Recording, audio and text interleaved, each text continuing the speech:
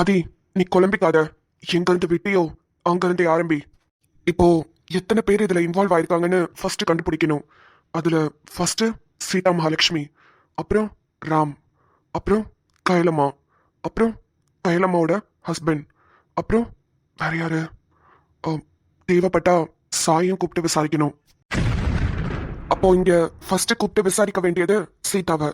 ஆனா அதுக்கு முன்னாடி ராம விசாரிப்போம். மணினா சார், மணினா ராம வர சொல்லுங்க. சார், ராம் மட்டுமா இல்ல அந்த பொண்ணையும் வர சொல்லணுமா? அவங்க வேண்டாம், ராம மட்டும் வர சொல்லுங்க. இனிமே எல்லாரையும் தனியா விசாரிக்க போறேன். சரிங்க சார். ஓய் சீதா. சொல்லுங்க பட்டு. இன்னைக்கு நீ எவ்வளவு அழகா இருக்க தெரியுமா? இன்னைக்கு தானா?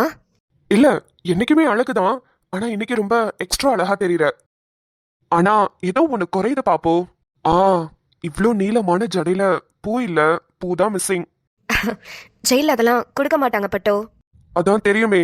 ஆனா இப்ப மட்டும் நீ வெளியே இருந்தேன்னு வச்சுக்கோயேன், எவ்வளவு நல்லா இருந்திருக்கும் தெரியுமா? நான் உனக்கு என்னெல்லாமோ பண்ணிருப்பேன். என்னெல்லாம் பண்ணிருப்பீங்க? உன்னை அப்படியே அம்மன் சிலை மாதிரி அலங்கரிச்சிருப்பேன். அந்த அளவுக்கு தலை நிறைய மல்லிகைப்பூ, நல்ல பொட்டு குங்குமத்தோட அவ்வளோ அழகா இருந்திருக்கும் உன்னை பாக்குறதுக்கே. நல்லாதான் இருக்கும். சீதா, எனக்கு ஒரு வாட்டியாவது அந்த வாய்ப்பை கொடுக்க மாட்டியா?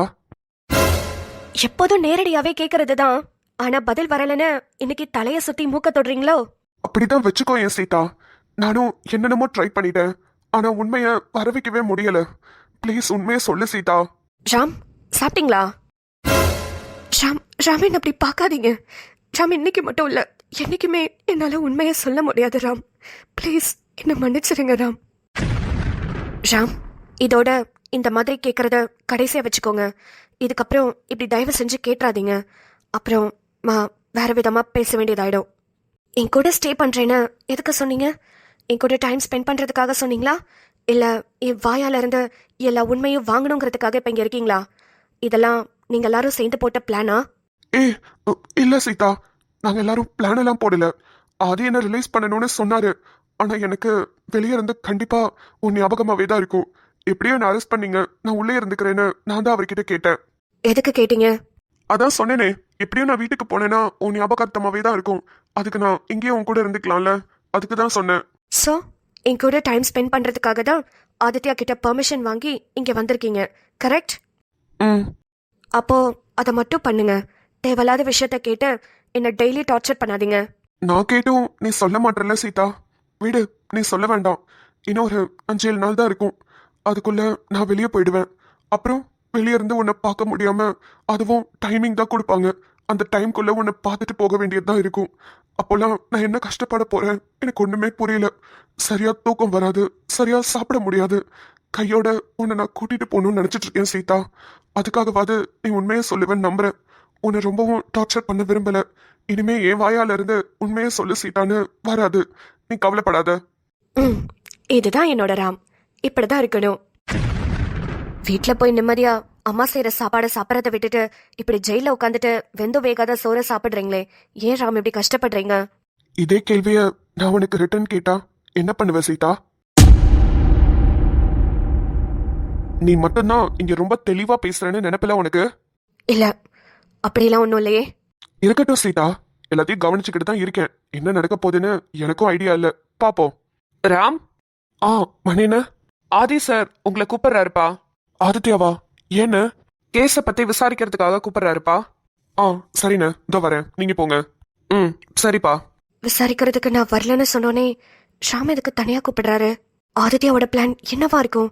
எப்படியாவது அதை கண்டுபிடிச்சு டோட்டலா அடியோட அழிக்கணும். இல்லைன்னா நம்மள ஒரு வழி ஆக்கிடுவாங்க. பாப்பு, நான் ஆதித்யா கிட்ட போயிட்டு வரேன்.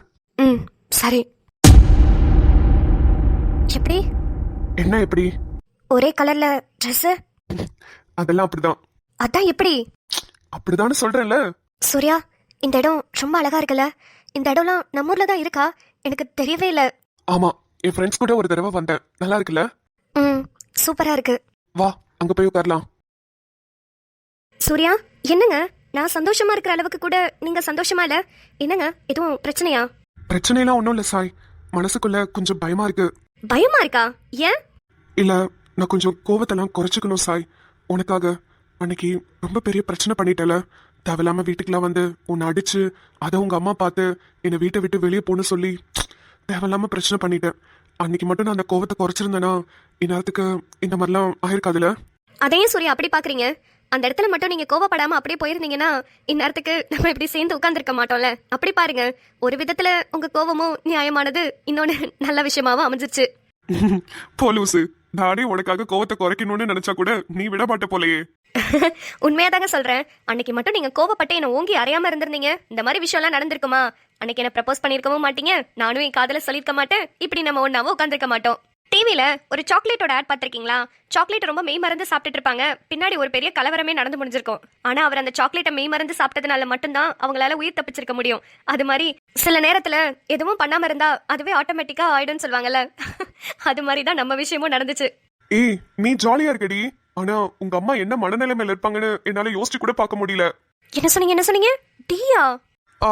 சாரிமா, அது ஒரு ஃப்ளோல வந்துருச்சு. பரவாயில்ல பரவாயில்ல, ஃப்ளோல வந்தாலும் நல்லா தான் இருக்கு.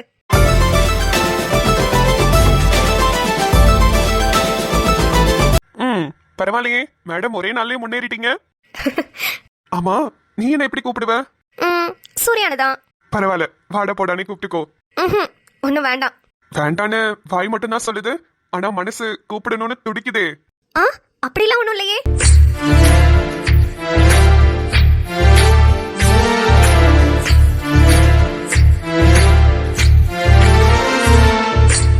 என்ன? உனக்கு என்ன எப்படி கூப்பிடணும்னு தோணுதோ அப்படி கூப்பிட்டுக்கோ. இனிமே நம்ம 2 பேருக்குள்ள எந்த ஒளிவு மறைவும் இருக்கக்கூடாது, ஓகேவா? சரி. அப்புறம் அப்புறம் என்ன? ஃபர்ஸ்ட் டைம் மீட் பண்ணிருக்கோம், ஒன்னும் இல்லையா? என்ன இல்லையா? அதான் அன்னைக்கு சம்பவத்துல ஒன்னு சொன்னியே, அதான். ஓ அதுவா? நான் கூட வேற என்னமோ நினைச்சிட்டேன். வேற என்னமோ நினைச்சிட்டியா? என்ன நினைச்ச? இல்ல இல்ல, ஒன்னும் இல்ல. நம்மளே நம்மள கட்டுப்படுத்திட்டு சும்மா இருந்தாலும் இவ விட மாட்டா போலயே. இந்த பொண்ணுங்களே இப்படிதான்ப்பா, உசுப்பேத்தி விட்டு வேடிக்கை பாக்குறதே இவங்களுக்கு வேலையா போச்சு. ஓய், என்னடி அதுவானு கேட்டுட்டு நீ பாட்டுக்கு திரும்பிட்ட? சொல்லு. நீங்க கேக்குறத சொல்றதுக்கு முன்னாடி நான் ஒரு விஷயம் சொல்றேன், அத கேளுங்க. சரி, எதையாவது சொல்லு. நிறைமதி. சொல்லுங்க லலிதா. பிரேக்கா? ஆமா, கொஞ்சம் லைட்டா தலைவலிக்கிற மாதிரி இருந்துச்சு, அத காஃபி குடிக்கலான்னு பிரேக் எடுத்துட்டு வந்தேன். ஓ சூப்பர். அப்புறம் உங்க பெரிய பொண்ணுக்கு கூட கல்யாணம் நடக்க போகுதுன்னு கேள்விப்பட்டேன், அப்படியா? ஆமா, பேசிக்கிட்டு இருக்கோம். இன்னும் தாம்பாள தட்டு மட்டும் தான் மாத்தணும். மத்தபடி 2 குடும்பத்துக்கும் ஓகே தான், சொந்தம் தான், அதனால பிரச்சனை இல்ல. பரவாயில்ல பரவாயில்ல, சொந்தத்துக்குள்ளே கல்யாணம் பண்றதுதான் நல்லது. அப்புறம் 2வது பொண்ணுக்கு? அவளுக்கு என்ன லலிதா அவசரம்? ஜனனி இப்பதான் செகண்ட் இயர் படிச்சிட்டு இருக்கா, இன்னும் 2 வருஷம் இருக்கு முடிக்கிறதுக்கு. முடிச்சதுக்கு அப்புறம் நல்ல வேலையில போய் செட்டில் ஆகட்டும், அப்புறம் கல்யாணம் பண்ணிக்கலாம். கரெக்டு தான். ஆனா இந்த காலத்துல பொம்பளை பிள்ளைங்க அப்படி இல்லையே. நான்லாம் என் வீட்டுக்கார் இருந்துமே எனக்கு ஒரு மாதிரி பயம் வந்துருச்சு. எங்க நம்ம பிள்ளை அனாதையா நின்றுமோ, நம்மளுக்கு ஏதாவது ஒண்ணு கிடக்க ஒண்ணு ஆயிடுச்சுன்னா அது கல்யாணமே ஆகாம போயிருமோன்னு பயந்துட்டு தான் அது படிச்சுட்டு இருக்கும் போதே ஸ்வேதாக்கு கல்யாணம் பண்ணி கொடுத்துட்டேன். இந்த காலத்து பசங்க மட்டும் என்ன புரிஞ்சுக்காமையா இருக்காங்க? அந்த காலம் மாதிரியா? இல்ல இல்ல, எல்லாம் மாறிடுச்சு. படிக்க வைக்கிறது, வேலைக்கு அனுப்புறதுன்னு அவங்களும் அவங்களுக்கு ஏத்த மாதிரி சப்போர்ட் பண்ணிட்டு தான் இருக்காங்க. ஸ்வேதாக்கு இன்னும் 1 வருஷம் தான் இருக்கு. காலேஜ் ஃபீஸ் கூட நான் கட்டுறேன்னு சொன்னேன், ஆனா மாப்பிள்ள வேணவே வேணான்னு சொல்லிட்டாரு. அவரே தான் இப்ப படிக்க வச்சிட்டு இருக்காரு. இல்ல, இதெல்லாம் கூட எதுக்கு சொல்றேன்னா, 2 பேரையும் நல்லபடியா நீ நல்லா இருக்கும் போதே கல்யாணம் பண்ணி கொடுத்துட்டீங்கன்னா நீங்களும் கொஞ்சம் நிம்மதியா வேலை பார்ப்பீங்க, அவங்களும் அவங்களோட குடும்ப லைஃபை ஸ்டார்ட் பண்ணுவாங்க. அதுக்கு தான் சொல்றேன். நீங்க சொல்றதும் கரெக்டு தான். இருந்தாலும் செகண்ட் இயர் படிச்சுட்டு இருக்க பொண்ணை போய் டக்குன்னு கல்யாணம் பண்ணி வச்சா நல்லாவா இருக்கும்? அவளுக்கு வயசு இப்போ 20 தான் ஆகுது. கொஞ்சம் நல்லா செட்டில் ஆகி மெச்சூரிட்டிலாம் வரட்டும். ஒரு 26 வயசு 27 வயசுல கல்யாணம் பண்ணாதானே கரெக்டா இருக்கும். அதான் சொன்னனே, என் வீட்டுக்கார் இருக்கிறப்ப கூட நான் பயந்துட்டு தான் இருந்தேன். ஆனா நீ தைரியம் தான். உனக்கு வீட்டுக்காரும் இல்ல, உனக்கு பசங்களும் இல்ல, 2 பொம்பளை பிள்ளைங்களை வச்சுட்டு இவ்ளோ தைரியமா இருக்க, பரவாயில்ல. யோசிச்சுக்கோ நிறைமதி, நான் சொல்றத சொல்லிட்டேன். அப்படி நீ ஜனனிக்கு மாப்பிள்ள பார்க்கணும்னு நினைச்சிட்டா என் ஃப்ரெண்ட் எல்லாம் இருக்காங்க. ஏன் ஸ்வேதாக்கு நான் மாப்பிள்ள தேடின புரோக்கர்லாம் கூட இருக்காரு. அவர்கிட்ட எல்லாம் சொல்லி வச்சா நல்ல மாப்பிள்ளைய கொண்டு வந்து கொடுப்பாங்க. சரி, நான் யோசிச்சுட்டு சொல்றேன். சரி, நீ காஃபி குடிச்சிட்டு வா, நான் போய் வேலையை பார்க்கறேன். இவங்க சொல்றதும் ஒரு விதத்துல நியாயமா தான் இருக்கு. சாய் ஜனனிக்கு நம்ம மட்டும்தான் இருக்கோம். சாய்க்கு எப்படியாவது சூர்யாவை கல்யாணம் பண்ணி வச்சிருவோம். ஆனா ஜனனிக்கு, அதுக்குள்ள நம்மளுக்கு ஏதாவது ஆயிடுச்சுன்னா ஜனனி அனாதையா நிப்பாளே. என் பிள்ளைங்கள நான் அப்படியே விட்டுறக்கூடாது. என்னதான் ஆதியோட அம்மா ஆதியோட அப்பான்னு இருந்தாலும் நம்ம இருக்கிற மாதிரி வருமா? வேண்டாம், இவங்க சொல்ற மாதிரி ஜனனிக்கு இப்பவே மாப்பிள்ளை தேட ஆரம்பிப்போம். ஜனனியும் கல்யாணம் வேணாம்லாம் ஒன்றும் சொன்ன மாதிரி தெரியல. என்ன ராம பற்றி தான் கொஞ்சம் வருத்தப்பட்டுட்டு இருக்கா. அதான் சீதா கிடச்சிட்டாங்கல்ல, அதனால அவரையும் மறந்துடுவா. ம், கரெக்டு. இப்போலேருந்து மாப்பிள்ளை தேடி சாய்க்கும் ஜனனிக்கும் ஒரே டைமில் கூட கல்யாணத்தை முடிச்சிடலாம். நம்மளுக்கும் கடமை முடிஞ்ச மாதிரி இருக்கும், அதுங்களும் அதுங்க வாழ்க்கையில் சந்தோஷமாக செட்டில் ஆயிருக்கும். ஃபஸ்ட்டு ஜனனி கிட்ட ஓகேவான்னு கேட்டுட்டு அப்புறமா இவங்க கிட்ட வந்து பேசுவோம். ஓய், சொல்லு, என்ன சொல்ல வந்த? நேற்று எங்கள் அம்மா என்ன தெரியுமா கேட்டாங்க? என்ன கேட்டிருப்பாங்க? என்ன கழுவி கழுவி ஊத்திருப்பாங்க அதானே? இல்லை, இல்லையா? அப்போ வேற என்ன கேட்டாங்க? எல்லாம் நம்மளோட ஃப்யூச்சர் மேட்டரை பற்றி தான். ஃபியூச்சர் மேட்டர்னா? அது எப்படி சொல்கிறது? இப்போது ஃபஸ்ட்டு நீங்கள் என்ன லவ் பண்ணீங்க, அப்புறம் நான் வேணான்னு சொன்னேன், அப்புறம் நான் உங்களை லவ் பண்ண முந்தா நேற்று ப்ரப்போஸ் பண்ணேன். அப்புறம் என்ன நடக்கும்? என்ன நடக்கும்? ஃபர்ஸ்ட் ஒன் சைடா லவ் பண்ணிட்டு இருந்தோம், இப்போ டபுள் சைடா லவ் பண்ண போறோம், அதான் நடக்கும். அது இல்லை.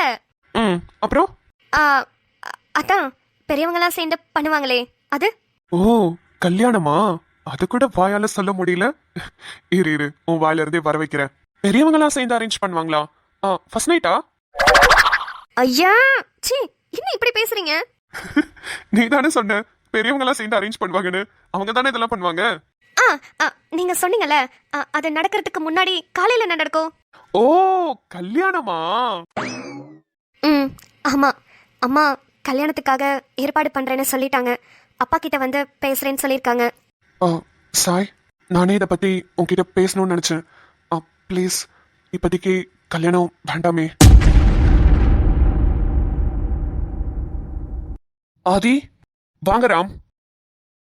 என்னாச்சு ஆதி, திடீர்னு கூப்பிட்டுருக்கீங்க? ஒன்றும் இல்லை ராம், இந்த கேஸை பத்தி விசாரிக்கிறதுக்காக தான் கூப்பிட்டேன். கேளுங்க ஆதி. ராம், இங்க பாருங்க, கேட்கறதுக்கு முன்னாடி நான் சில விஷயங்கள்லாம் சொல்லிக்கிறேன். நான் எது கேட்டாலும் பதட்டப்படாம பொறுமையா நிதானமா யோசிச்சு ஆன்சர் பண்ணுங்க. நீங்க கொடுக்குற ஒரு இன்ஃபர்மேஷனுமே எனக்கு க்ளூ தான். நான் எப்படியாவது சீதாவை வெளியே கொண்டு வரணும்னு போராடிக்கிட்டு இருக்கேன். அதை மைண்ட்ல வச்சுக்கிட்டு ஒன்னொன்னுத்துக்கும் ஆன்சர் பண்ணுங்க, சரியா? சரிங்க ஆதி. நான் கேட்க போற முதல் கேள்வி, சீதா மகாலட்சுமிய கடைசியா எப்போ பாத்தீங்க? கடைசியா சீதாவை காலேஜ்ல 4 மணிக்கு காலேஜ் முடிஞ்சதுக்கு அப்புறம் கேன்டீன்ல கொஞ்ச நேரம் உட்காந்து பேசிக்கிட்டு இருந்தோம். அப்பதான் நான் கடைசியா சீதாவை பார்த்தது. அதுதான். அந்த கேன்டீன்ல 10 நிமிஷம் பேசினேன்னு சொன்னீங்கல்ல, என்ன பேசுனீங்க? அடுத்த நாள் சீதா அவளோட முகத்தை காட்டுறதுக்காக ஒரு பார்க்குக்கு என்ன வர சொன்னா. நானும் போனேன். ஆனா கடைசி வரைக்கும் சீதா வரல. காலையில 10 மணிக்கு வர சொன்னா. நான் 10 மணிக்கெல்லாம் போயிட்டேன். சாயந்தரம் வரைக்கும் அந்த பார்க்ல தான் சுத்திட்டு இருந்தேன். ஆனா சீதா கடைசி வரைக்கும் வரல. சோ அவங்களோட முகத்தை பாக்குறதுக்காக அடுத்த நாள் காலையில 10 மணிக்கு நீங்க அந்த பார்க்ல வெயிட் பண்ணிட்டு இருந்திருக்கீங்க. ஆனா சீதா வரல. அதுக்கு முன்னாடி நாள் சாயந்தரம் காலேஜ்ல உங்ககிட்ட பேசிட்டு போனதுதான், உங்களை பார்த்ததுதான், கரெக்டா? ஆமாதி. அப்போ சீதா ராம் கிட்ட கடைசியா பேசினது காலேஜ்ல இருந்த அந்த 4-5 மணி வரைக்கும் தான். அதுக்கப்புறம் தான் அவங்க மாமாவை அவ குத்தி இருக்கிறதுக்கு வாய்ப்பு இருக்கு. Okay okay. ரெண்டாவது கேள்வி, சீதா, அவங்க அம்மா, அவங்க அப்பா, இவங்க 3 பேரை தவிர அந்த வீட்ல வேற யார் யாரெல்லாம் இருந்தாங்கன்னு உங்களுக்கு தெரியுமா? சீதா சொன்ன வரைக்கும் சீதாக்கு ஒரு மாமா இருக்காங்க, அப்புறம் ஒரு பாட்டி இருக்காங்க. அந்த பாட்டி யாருன்னா எனக்கு தெரியாது. ஆனா அவ அடிக்கடி சொல்லுவா ஒரு பாட்டி இருக்காங்கன்னு. அப்புறம் அவங்க மாமா ஒருத்தர் இருக்காரு, அவ்வளவுதான். அவங்க மாமாவை பத்தி சீதா உங்ககிட்ட ஏதாவது சொல்லியிருக்காங்களா? கொஞ்சம் சொல்லியிருக்கா. அவங்க மாமாவை தான் அவளுக்கு கல்யாணம் பண்ணி வைக்க போறதா அவங்க அப்பா பேசிட்டு இருந்ததா சொன்னான். அவங்க மாமா கேரக்டர் ஏதாவது சொன்னாங்களா? இல்ல, அதை பத்திலாம் பெருசா சொன்னதில்ல. ஓகே, நீங்களும் சீதாவும் லவ் பண்றீங்க. சீதா அப்படி சொன்னதுக்கு அப்புறம் நீங்க என்ன சொன்னீங்க? சீதா ரொம்ப எமோஷன்ஸை வெளிப்படுத்துற கேரக்டர் கிடையாது. அவ வந்து சும்மா நார்மலா தான் சொன்னான். எங்க மாமா இருக்காங்க, அப்பா எங்க மாமாக்கு என்ன கல்யாணம் பண்ணி வைக்கணும்னு நினைக்கிறாரு அப்படின்னு சும்மா ஃபார்மலா தான் சொன்னான். நான் அவகிட்ட நீ எதுவும் கவலைப்படாத சீதா, ராம் சீதாவை கண்டிப்பா கூட்டிட்டு போவேன்னு சொன்னேன், அவ்வளவுதான்.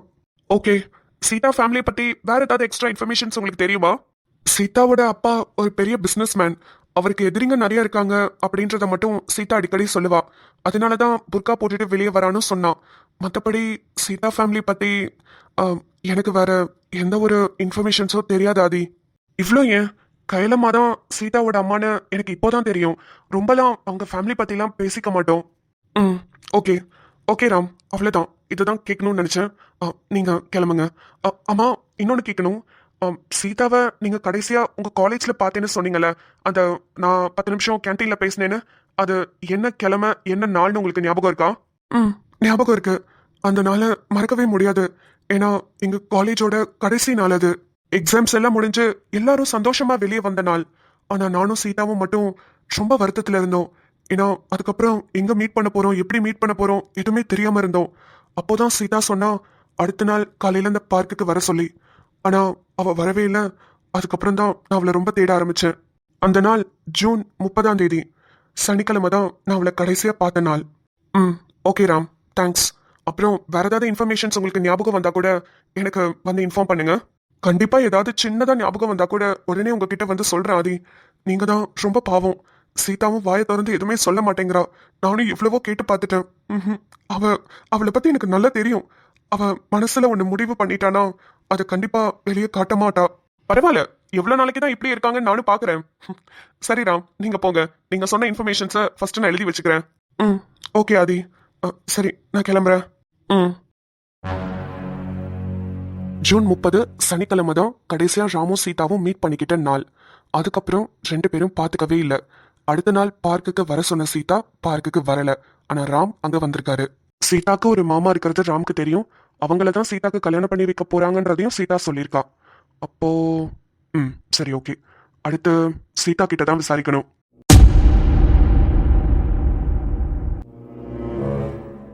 ராம், ஆதி என்ன கேட்டாரு? சும்மா சில இன்ஃபர்மேஷன்ஸ் கேட்டாரு, வேற ஒன்றும் இல்லை. ஆதி, ராம நல்லபடியா விசாரிச்சிட்டேன். அடுத்து சீதா, உங்களோட டர்ன். வரீங்களா? அ, அ, இல்ல, அ, அது வந்து அ, தெரியும், நீங்க வரமாட்டீங்கன்னு எனக்கு தெரியும். வந்தாலும் எப்படியும் நீங்க உண்மையை சொல்ல போறது இல்லைன்னு எனக்கு தெரியும். அதுக்கு தான் வேற ஒரு ஐடியா வச்சிருக்கேன். நான் கேட்டுதான் நீங்க சொல்ல மாட்டீங்க. ஆனா இவங்க உங்க கூட இருந்தா கண்டிப்பா சொல்லுவீங்க. அ, யாரு? கார்த்திக், கூட்டிட்டு வாங்க.